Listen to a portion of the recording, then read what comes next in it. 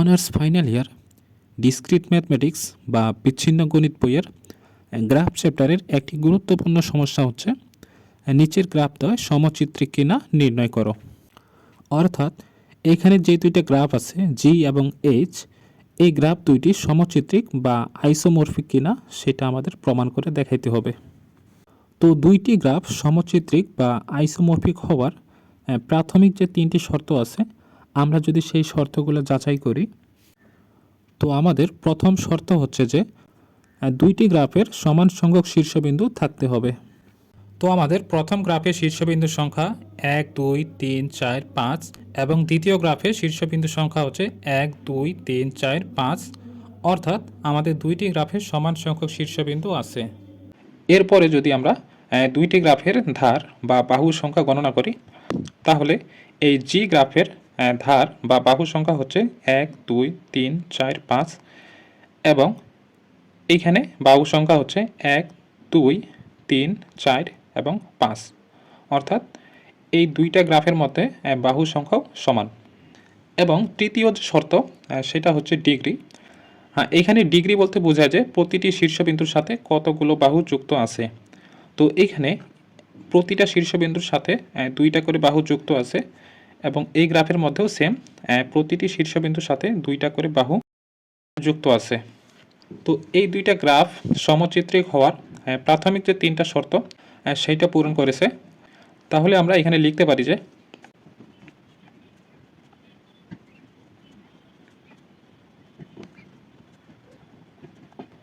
যেহেতু আমাদের এই দুইটা গ্রাফ সমচিত্রিক হওয়ার প্রাথমিক যে তিনটা শর্ত সবগুলোই পূরণ করেছে, তাহলে আমরা এখন এই দুইটা গ্রাফের অ্যাডজাসেন্সি ম্যাট্রিক্স বা সংলগ্নতা ম্যাট্রিক্স নির্ণয় করব।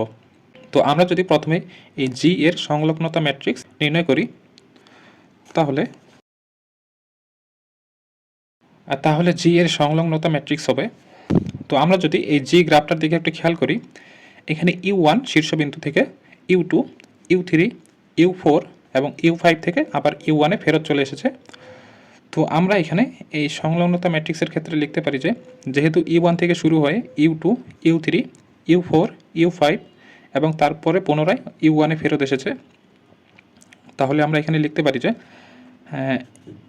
U1, U2, U3, U4, U5 এবং নিচে আমরা এই সিরিয়ালটি যথাক্রমে লিখে দেব U1, U2, U3, U4, U5 এবং এই যে আমাদের এখানে জায়গাটা, এখানে আমাদের সংলগ্নতা ম্যাট্রিক্স নির্ণয় করতে হবে। তো ম্যাট্রিক্স যেহেতু থার্ড ব্র্যাকেট দ্বারা নির্দেশ করা হয়, তো আমি এখানে একটা থার্ড ব্র্যাকেট নিয়ে দেব এবং এই পাশে এই U5-এর বাইরে একটা থার্ড ব্র্যাকেট দিয়ে দেব। আমাদের এখন এই জি গ্রাফের সাহায্য নিয়ে এই সংলগ্নতা ম্যাট্রিক্স নির্ণয় করতে হবে। তো এই গ্রাফের মধ্যে এই U1 যেহেতু U2 এবং U5-এর সাথে যুক্ত আছে, তাহলে আমরা এই U2 এবং U5-এর জায়গায় আমরা 1 বসাবো, অর্থাৎ এইটা হচ্ছে U1-এর সারি। তো এই সারি বরাবর U2 এখানে আছে, এই বরাবর আমরা 1 নেব এবং U5 এখানে আছে, এই বরাবর আমরা 1 নেব এবং বাকি যে U1, U3, U4 আছে এইগুলোতে আমরা 0 বসিয়ে দেব। এরপরে আমরা এই U2 সারিটা পূরণ করব। তো এইখানে U2 হচ্ছে এই শীর্ষবিন্দু। তো এই শীর্ষবিন্দু যেহেতু U1 এবং U3 এর সাথে সংযুক্ত, তো আমরা এই সারি বরাবর U1 এবং U3 বরাবর 1 বসাবো, অর্থাৎ এই U1 বরাবর 1 এবং U3 বরাবর হচ্ছে 1 এবং বাকি U2, U4, U5 এই বরাবর আমরা 0 বসাবো। এরপরে U3 সারিটা পূরণ করব। তো যেহেতু U3 শীর্ষবিন্দু U2 এবং U4 এর সাথে সংযুক্ত, তো আমরা এখানে U3 সারি বরাবর U2 এবং U4 বরাবর 1 বসাবো, অর্থাৎ এই U2 বরাবর এখানে 1 বসাবো এবং U4 বরাবর এখানে আমরা 1 বসাবো এবং বাকি U1 বরাবর 0, U3 বরাবর 0, U5 বরাবর 0। একইভাবে U4 এর সারি যদি পূরণ করি, তাহলে আমরা এখানে দেখতে পাচ্ছি যে U4 শীর্ষবিন্দু U3 এবং U5 এর সাথে সংযুক্ত আছে, অর্থাৎ U3 এবং U5 বরাবর আমরা এখানে 1 বসাবো তাহলে এখানে U3 বরাবর 1 বসবে এবং U5 বরাবর এখানে আমাদের 1 বসবে এবং বাকিগুলা যথাক্রমে 0 এবং শেষ যে সারিটা আছে U5, তো এখানে আমরা দেখতে পাচ্ছি যে U5, U4 এবং U1 এর সাথে সংযুক্ত। তাহলে আমরা এখানে U1 এবং U5 বরাবর 1 বসিয়ে দেব। তাহলে এখানে বসবো 1 এবং এখানে হচ্ছে U5, এই U5 বরাবর আমরা 1 বসিয়ে দেব এবং বাকিগুলোর ক্ষেত্রে যথাক্রমে 0 বসিয়ে দেব। তো আমাদের অ্যাডজাসেন্সি ম্যাট্রিক্স বা সংলগ্নতা ম্যাট্রিক্স নির্ণয় করা হয়ে গেছে। এরপরে আমরা এই সেমভাবে গ্রাফ এইচের জন্য আরেকটি সংলগ্নতা ম্যাট্রিক্স নির্ণয় করব।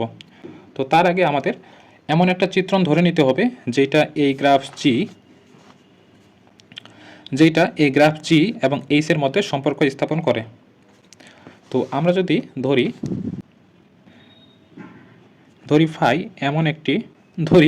এমন একটি চিত্রণ, যেহেতু আমরা এই জি এবং এইচের মধ্যে সম্পর্ক স্থাপন করব এই চিত্রণ দ্বারা, তাহলে আমরা এখানে লিখব ফাই U1 ইকুয়ালস টু, এখানে এই U1 এই শীর্ষবিন্দুর সাথে সম্পর্ক হবে এই V1 এর, অর্থাৎ আমরা এখানে লিখতে পারি যে phi of U1 equals to V1। এরপরে যদি ফাই অফ U2 এর সাথে সম্পর্ক স্থাপন করব হচ্ছে, তো এইখানে এই জি গ্রাফের ক্ষেত্রে আমাদের U1 এর সাথে U2 সংযুক্ত আছে এবং এখানে এই V1 এর সাথে V3 এবং V4 সংযুক্ত আছে।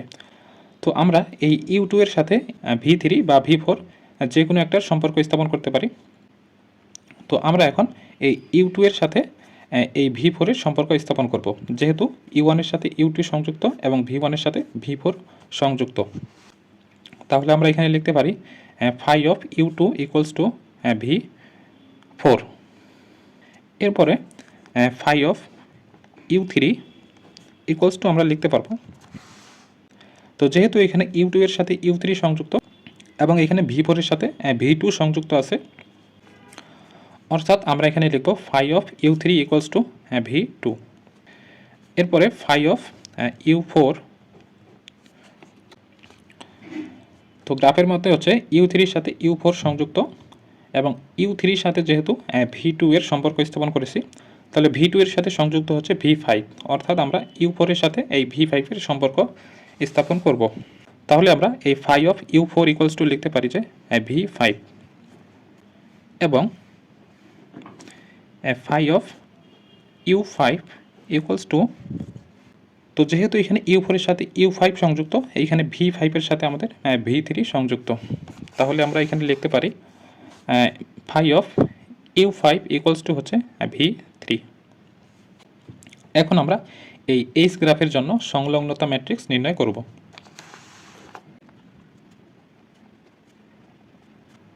এখন আমরা যদি এই আগের ম্যাট্রিক্সটা খেয়াল করি, এখানে আমরা লিখেছিলাম U1, U2, U3, U4, U5।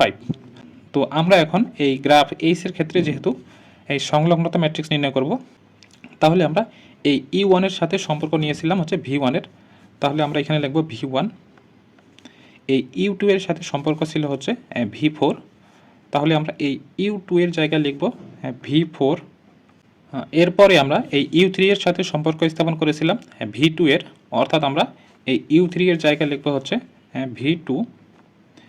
এই U4 এর জায়গায় এই সম্পর্ক ছিল V5 এর, তো আমরা U4 এর জায়গায় লিখব V5 এবং এই U5 এর জায়গায় যেহেতু সম্পর্ক V3, তাহলে আমরা এখানে লিখব V3।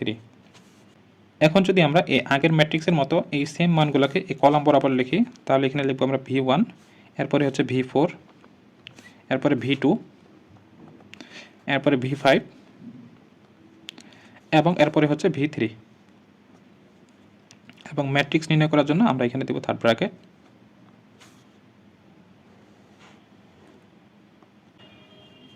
তো আমরা যদি এই V1 সারি পূরণ করি, তাহলে আমাদের এইচ গ্রাফের সাহায্য নিতে হবে। আমাদের যে V1 শীর্ষবিন্দু, এই V1 শীর্ষবিন্দু এই V3 এবং V4 এর সাথে সংযুক্ত, অর্থাৎ আমরা এই V1 সারি বরাবর এই V3 এবং এই V4 বরাবর 1 বসাবো এবং বাকি ক্ষেত্রে যথাক্রমে 0 বসিয়ে দেব। এরপরে যদি আমরা V4 সারি পূরণ করি, তাহলে আমাদের এই গ্রাফে এই V4 শীর্ষবিন্দু যথাক্রমে V1 এবং V2 এর সাথে সংযুক্ত আছে, অর্থাৎ আমরা এখানে V1 এবং V2 এর জায়গায় 1 বসাবো, অর্থাৎ এই V1 এর জায়গায় 1 এবং এই V2 এর জায়গায় 1 বসাবো এবং বাকি ক্ষেত্রে আমরা যথাক্রমে 0 বসিয়ে দেব। এখন যদি এই V2 এই সারি পূরণ করি, তাহলে আমাদের এই গ্রাফ থেকে আমরা লিখতে পারি যে এই V2 শীর্ষবিন্দু V5 এবং V4 এর সাথে সংযুক্ত আছে, অর্থাৎ আমরা এখানে V4 এবং V5 এর জায়গায় 1 বসিয়ে দেব এবং বাকি ক্ষেত্রে বসাবো 0। V5 এর ক্ষেত্রে যেহেতু এই V5 শীর্ষবিন্দু V2 এবং V3 এর সাথে সংযুক্ত, অর্থাৎ V2 এবং V3 এই বরাবর আমরা 1 বসাবো এবং বাকি ক্ষেত্রে বসাবো 0। এবং লাস্ট এই V3 এর ক্ষেত্রে যেহেতু এই V3 শীর্ষবিন্দু V1 এবং V5 এর সাথে সংযুক্ত আছে, তাহলে আমরা এখানে এই V1 এবং V5 এর নিচে 1 বসিয়ে দেব এবং বাকি ক্ষেত্রে আমরা বসাবো 0। তো আমাদের এই গ্রাফের ক্ষেত্রে সংলগ্নতা ম্যাট্রিক্স নির্ণয় করা হয়ে গেছে। এখন আমরা যদি এই আগের ম্যাট্রিক্সটাকে A হিসাবে বিবেচনা করি এবং এই ম্যাট্রিক্সটিকে আমরা B হিসাবে বিবেচনা করি, তাহলে আমরা এখান থেকে বলতে পারি যে এই A ম্যাট্রিক্স এবং এই B ম্যাট্রিক্স দুইটাই আসলে অভিন্ন ম্যাট্রিক্স। এই A ম্যাট্রিক্স এবং এই B ম্যাট্রিক্স দুইটাই যেহেতু অভিন্ন ম্যাট্রিক্স, এর জন্য আমরা যে চিত্রণটি ধরেছিলাম ফাই, এই চিত্রণটি একটি সমচিত্রিক বা আইসোমরফিক।